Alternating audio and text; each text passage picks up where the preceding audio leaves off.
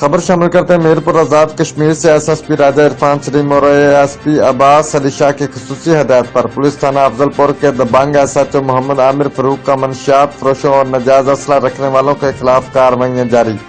تفصیل کے مطابق additional S H O Ayaz Mumtaz police تھانہ افضل پور نے ہمراہ Raja Tahir Shamim D F C Khalid Hussain شاہ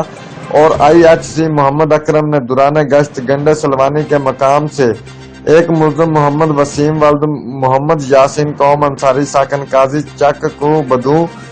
لائسنس 12 بور رائفل ماہ 50 عدد کارتوس زندہ اور 1 عدد چاقو سمیت گرفتار کر لیا